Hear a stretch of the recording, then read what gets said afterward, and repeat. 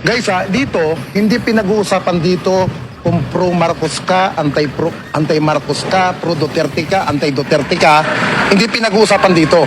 Ang pinag-uusapan natin dito, yung pakinabang natin sa mga nag-hire sa atin. Yun ang importante. Hindi pwedeng sabihin, ay hindi, didiis ako. Hindi pwede. Magpakatotoo tayo, ha? Kaya tayo nagbablog para kumita. Ha? Yan ang totoo. Okay? Ito ang literal na takbo ng social media. Kaya nga sinasabi ko nga minsan, lahat tayo bayad. Now, dito, ang abutan dito hindi GCash, cash to cash. Okay? Ang sahod nyo rito, 15.30. Pero bukas, i-update ko kayo kung anong mangyayari sa meeting. Okay? Hindi ko sa inyo pwedeng pangalanan kung sino ang nasa likod nito. Okay? Basta't ang the best, prepare kayo. Tapos, yung nasa Metro Manila, may meeting tayo bukas. Mag-PPM ako. Okay? At least meron na tayong taga-probinsya. Ngayon, kung meron kayong gustong ipasok sa GC na para makasama pa, kausapin yung mabuti, i-briefing nyo, i-explain ninyo na ang... At ang maganda rito, Bes, hindi yung vlogger na 1 buwan, 3 buwan, 4 buwan, hindi. Hanggang election ito, 2028. Ngayon, ang gagawin nyo lang dito, hindi kayo magbablog na kung anong gusto ninyo. Hantayin ninyo yung ibababa ko na message sa inyo para yun ang ibablog ninyo. Yun ang gagawin yung story, yung ibababa kong link na story. Ako magbababa sa inyo ng story base sa ibinaba sa akin sa taas. Yun ang gagawin nyo. Hindi nyo kailangan na umikot-ikot. Hindi nyo kailangan umano-ano. Kaya, mas maganda ito kaysa NCRPO. Sa NCRPO, ikot kayo. Dito, hindi nyo kailangan. Puro papuri at pag-angat lang kay Speaker Romualdez dito. Sana all. Oh, kilala niyo ba yung boses na yan?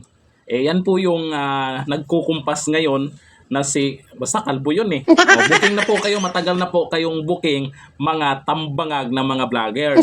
Ito po inilabas na po to dati. Ngayon, inulit ko lang po kasi balita ko ay patuloy pa rin sila.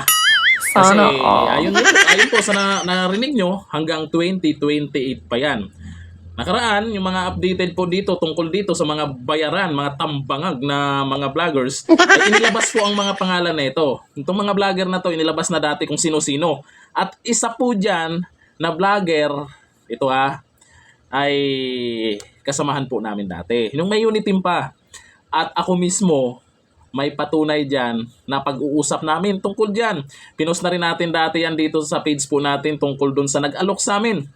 Pero siyempre, mahirap naman magbablog kung may nagkukumpas. Kung mukha kang pera, ay Sana all. pipili ka nun kahit hindi, kumbaga, hawa ka sa leeg.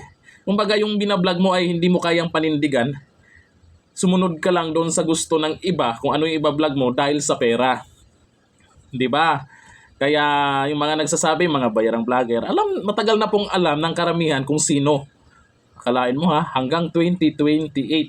Siyempre, ayon sa mga naririnig natin, ay may plano talaga itong si Tambi na maging presidente. Siyempre, yung mga ibabato tungkol sa kanya, yung mga magagandang balita. Yun nga lang, napapansin natin, yung mga vlogger na yan ay minsan, okay sana kung magbalita kayo o mag-vlog kayo tungkol dyan kay Tambi na mga magaganda. Yun nga lang, may sinasamahan nyo ng paninira sa mga Duterte, lalo na kay Vice President Sara Duterte. Diba? Ayun ang kagandahan po sa mga DDS vlogger. May panindigan, kaya nilang panindigan yung mga pagbablog nila na hindi bayaran. Hindi kagaya ng iba dyan. Kahit nabubuking na itong mga supporters nila, kahit sa bagay mga bayarang trolls daw yan, sasabihin, yung mga vlogger ng mga Duterte, mga bayaran daw, tactics nyo lang yan, binabaliktad nyo na lang. Mas mabuti, magkape na lang. Triple H Ashitaba. Yung dito lang, thank you. Bye-bye.